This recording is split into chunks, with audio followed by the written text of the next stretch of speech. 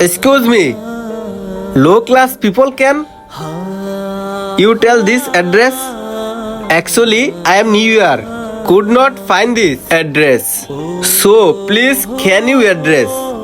Hello, are you Risili? Oh shit, আমি তো ভুলেই গেছিলাম গ্রামের অশিক্ষিত মানুষের কাছে আমি ইংলিশে অ্যাড্রেস জিগাইতাছি। কোনো সমস্যা নাই, আমি বাংলাতে বলতাছি। এই নাদিয়া ফার্মেসিটা আটারকল কোন জায়গায় আছে তুমি কি বলে দিতে পারবা? বুঝলাম না, তোমার বাবা কি তোমার বাংলাও শিখায় নাই? আমি তো বাংলা কথাই বলতেছি। ঠিক আছে, কোনো সমস্যা নাই। অশিক্ষিত মূর্খদের কাছে আইসা আমার সময়টাই নষ্ট হইতাছে। আমি অ্যাড্রেসটা হয়তো অন্য কারো কাছে জিগাই যাই। Excuse me, sir. I know good Bangla and English. Your address is state in head from. I hope you understand what I mean you. I think get out an address. Sir, আমি তখনই আপনার প্রশ্নের উত্তরগুলো দিতে পারতাম। তখন আমি প্রশ্নের উত্তরটা কেন দিইনি জানেন? আপনার প্রশ্ন করার ধরনটা উল্টো ছিল। কিন্তু স্যার, আপনি আমাকে ভালোভাবে প্রশ্ন করতে পারেননি, কারণ আপনারা তো এটাই ভাবেন গরিব মানুষরা সব অশিক্ষিত হয়।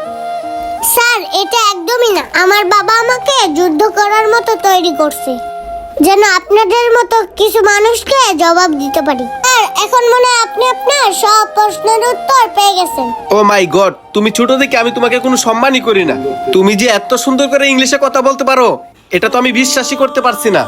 হ্যাঁ স্যার, আপনি ভাববেন নেই বা কেন? আপনারা তো একটা জিনিসই ভাবেন যে আমাদের মতো গরিবরা সবাই অশিক্ষিতই হয়। শোনেন স্যার, আপনাকে বলি কি, আপনার এই চিন্তা ভাবনা বাদ দেন। এই যে আমার মেয়েটাকে দেখতেছেন না, ওকে নিয়ে আমার অনেক আশা আছে। আমার এই মেয়েটাকে ইংলিশ মিডিয়ামে লেখাপড়া করে অনেক বড় কিছু বানাবো। আর স্যার, একটা কথা শোনেন, ওর এই পর্যন্ত এমন কোনো ক্লাস নাই সে ক্লাসে ও 1 নাম্বার রোল না করতে পারছে। স্যার, আমরা গরিব বলে যে আমাদের সন্তানেরা লেখাপড়া করতে পারবে না, এটা কিন্তু আপনাদের একদমই ভুল ধারণা। আর আমরা তো মানুষ চাইলে না কি করতে পারে। শুধু আপনি আর আমি না, সকল মানুষের ইচ্ছা থাকলেই তারা তাদের মেধা দিয়ে অনেক বড় কিছু হতে পারে। হ্যাঁ, আপনি এখন এটা বলতে পারেন যে আমাদের পোশাক আশাক দেখতে তেমন একটা ভালো না, আর আমরা যে ব্যবসা বাণিজ্য করি সেটার সাথে কি আমাদের এটা মানায়? তবে স্যার, একটা কথা মাথায় রাখবেন, কর্ম তো কর্মই, কর্মকে কখনোই ছোট করে দেখবেন না।